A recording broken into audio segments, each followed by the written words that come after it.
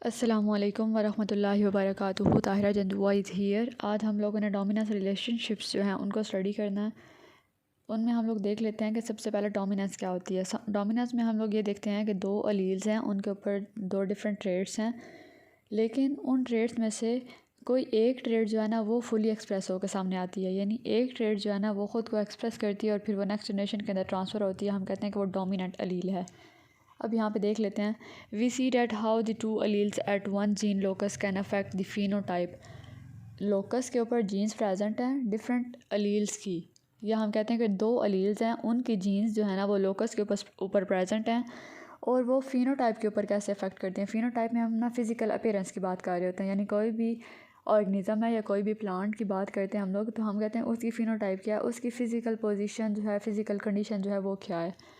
अब हम लोग देख लेते हैं कि डोमिनेंस की कितनी टाइप्स हैं। जब हम डोमिनेंट रिलेशनशिप्स की बात करते हैं तो सबसे पहले कंप्लीट डोमिनेंस, उसके बाद co dominance, then incomplete dominance and then over dominance. अब कंप्लीट डोमिनेंस में देखते हैं।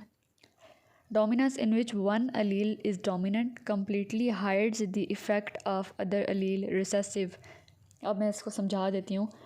अब यहाँ पे बात हो रही है कंप्लीट डोमिनेंसी की, यानी कोई भी ख़ासियत है, ख़ूबी है, ट्रेट है, वो ख़ुद को फुली एक्सप्रेस कर रही है, यानी डोमिनेंट है, लेकिन अपने साथ वाली अलील को छुपा रही है।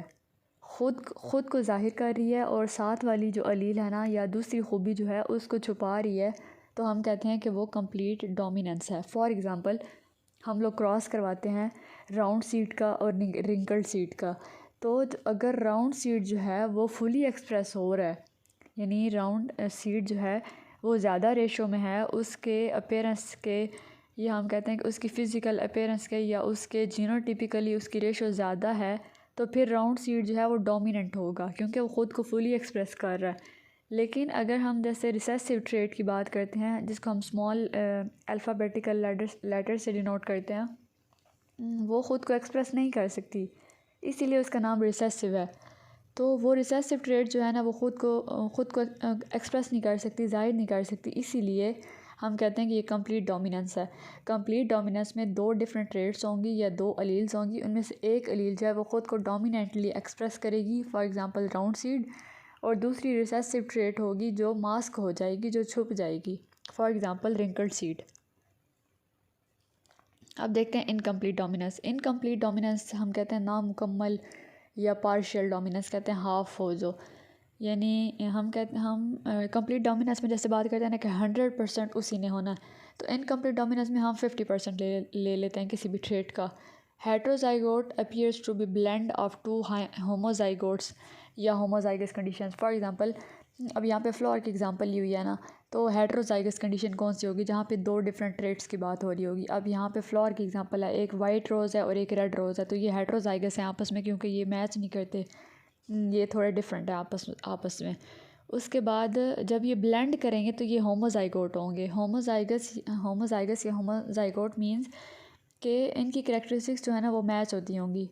हम कहते हैं ना म्यूचुअल सिमिलैरिटी है किसी भी चीज़ के दौरान, किसी भी चीज़ के अंदर, तो यहाँ पे म्यूचुअल सिमिलैरिटी की बात की जा रही है, इसीलिए वो कह रहे हैं कि हेट्रोजाइगस होंगी, जब वो अपीयर होंगी तब वो हेट्रोजाइगस होंगी, लेकिन जब उनके अंदर क्रॉस होगा या वो ब्लेंड हो जाएंगी तो उसके बाद वो होमोजाइगस अपीयरेंस देंगी अपनी। For example flowering plant name Japanese 4 o'clock, ये एक प्लांट है, उसका नाम है।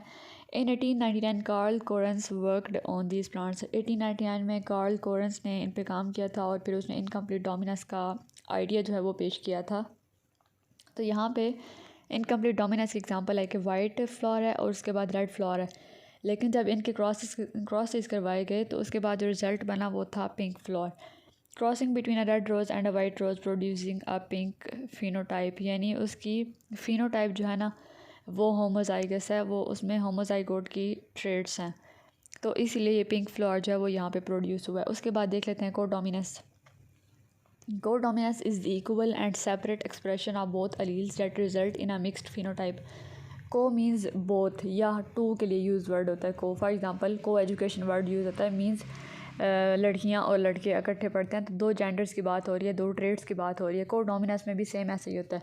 कोडोमिनेंस में क्या होता है कि इक्वल और सेपरेट एक्सप्रेशन, यानी दो अलील्स हैं, अब एक अलील की रेशो अगर 1 है तो दूसरी की रेशो भी 1 ही होगी, इसलिए बोला हुआ equal and separate expression of both alleles.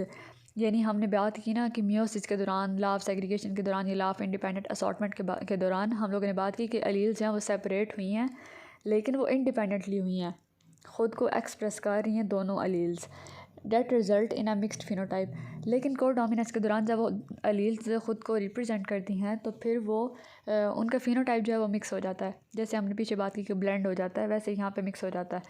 अब लैंडस्टीनर और Levine discovered M blood types in man on the basis of antigens present on the RBC. RBC means red blood cells in human body. अब Landsteiner और लेवाइन जो थे ना, या लिवीन, इन्होंने MN named, यानी नाम था MN, इन्होंने ब्लड ग्रुप सिस्टम जो है वो इंक्लूड करवाया था या इंट्रोड्यूस करवाया था। अब यहाँ पे हम लोग देख लेते हैं कि ये कैसा ब्लड ग्रुप था। जीनोटाइप में देखा कि LM बात की हुई है, यानी ट्रेड्स जो है ना वो चेंज की हुई हैं। MM दोनों होमोजाइगस ली हुई हैं, M और N फिर हेट्रोजाइगस ली हुई हैं, और NN ये दोबारा होमोजाइगस कंडीशन ली हुई है। फिनोटाइप में हम लोग वही देखेंगे कि जो इनकी पावर बनाई गई है ना, यानी L की पावर जो M को बनाया गया है, तो फिनोटिपिकली हम उस M को कंसीडर करेंगे। फिर हमने देखा कि M, N और N। जब हमने एंटीजन की बात की, अच्छा जब ये कोडोमिनेंस है ना, कोडोमिनेंस में हम एग्जांपल देते हैं MN ब्लड ग्रुप सिस्टम की। अब MN ब्लड ग्रुप सिस्टम में किस चीज़ को डिस्क्राइब किया जाता है, इसमें ऑर्गेनिजम्स का के जो रेड ब्लड सेल्स हैं उनके ऊपर एक एंटीजन प्रेजेंट होती है, यानी एक नेचुरली प्रोसेस हो रहा होता है उन पे RBCs पे एंटीजन्स। अब कुछ एंटीजन्स जो है ना वो हमारी बॉडी के अंदर प्रेजेंट है, जैसे वो हमारे इम्यून सिस्टम के अंदर इंक्लूड होते हैं। अब ये एंटीजन्स जो है ना ये क्या काम करती हैं, जब कोई भी फॉरेन बैक्टीरिया या वायरस हमारी बॉडी के ऊपर हमला करता है, इन्वेड करता है, तो ये एंटीजन्स जो हैं ये उनके ख़िलाफ़ एंटीबॉडीज़ को प्रिपेयर करती हैं, एंटीबॉडीज़ बनाती हैं, और वो एंटीबॉडीज़ जो हैं वो उस बैक्टीरिया या वायरस को किल कर देती हैं। जब उनकी बैक्टीरिया या वायरस की डेथ होती है तो इन रिज़ल्ट हमारी बॉडी जो है वो सेफ़ रहती है।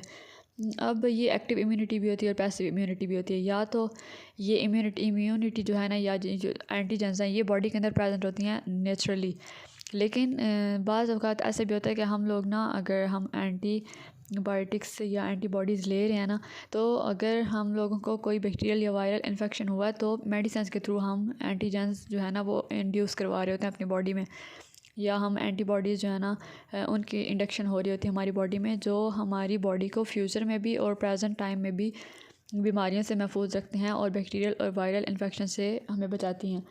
तो यहाँ पे ये उन एंटीजेंस का जिक्र किया गया जो रेड ब्लड सेल के ऊपर मौजूद हैं, और फिर उनको ही उनके जीनोटाइप देखिए और फिनोटाइप देखिए, और फिर एंटीजेंस की बात की है कि कौन कौन सी एंटीजन जो है वो रेड ब्लड सेल पे प्रेजेंट होती हैं।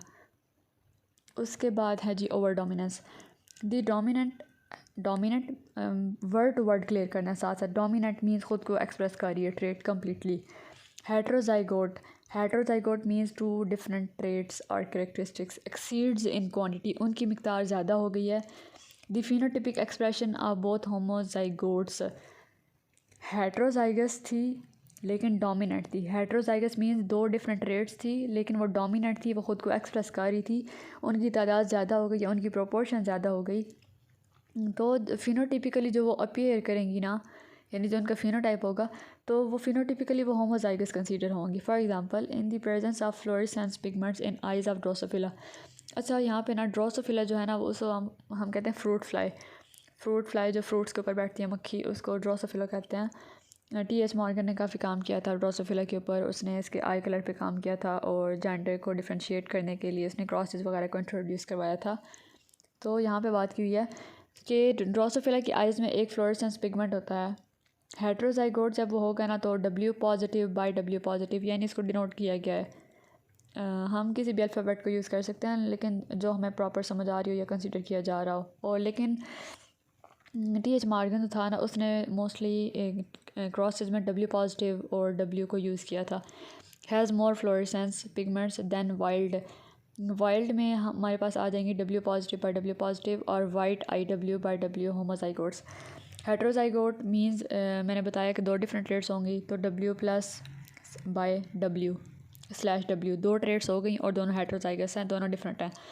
हैज़ मोर फ्लोरेसेंस, हेट्रोजाइगस के पास ज़्यादा करैक्टरिस्टिक होंगी, ज़्यादा पोटेंशियल होगा उसके पास। हम लोगों ने जैसे ऊपर बात की ना कि हेट्रोजाइगस है कंडीशन, डोमिनेंट भी हैं, ख़ुद को एक्सप्रेस भी कर रही हैं, लेकिन क्वांटिटी में या प्रोपोर्शन में वो ज़्यादा हैं। प्रोपोर्शन में वो ज़्यादा हैं ऑब्वियसली, तभी वो डोमिनेंट हो रही हैं ना, तभी वो ख़ुद को एक्सप्रेस कर रही हैं। तो जो ये जीनोटाइप है ना हेट्रोजाइगोट, ये हेट्रोजाइगस, इसके पास फ्लोरेसेंस ज़्यादा है किसकी निस्बत, वाइल्ड टाइप की निस्बत। Wild type means W positive but W positive. और अगर वाइट आई की बात करें ना, वाइल्ड ड्रोसोफिला की बात की जा रही है, यानी वाइल्ड ड्रोसोफिला की और वाइट आइड ड्रोसोफिला जो है ना, इनके क्रॉसेस वगैरह भी हम लोग फर्दर डिस्कस करेंगे। तो वाइट आई और वाइल्ड टाइप होमोजाइगस कंडीशंस जो है ना, या होमोजाइगोट्स जो हैं, उनकी निस्बत जो हेट्रोजाइगोट जीनोटाइप है ना, W+/W, इसकी जो क्वांटिटी है वो ज़्यादा होती है और ये हेट्रोजाइगस होती है। इसके पास फ्लोरेसेंस भी ज़्यादा होता है, मींस ड्रोसोफिला की आइज़ में जो फ्लोरेसेंस होता है उसकी बात की हुई है यहाँ पे। और ये डोमिनेंट होती है, ये ख़ुद को एक्सप्रेस कर रही होती है। आई होप ये डोमिनेंस रिलेशनशिप्स आप लोगों को बहुत अच्छी तरह समझ आ गए होंगे। कोई भी कन्फ्यूजन हो तो आप लोग पूछ सकते हैं। Most welcome. टेक केयर, फ़ी अमान अल्लाह, अल्लाह हाफिज़।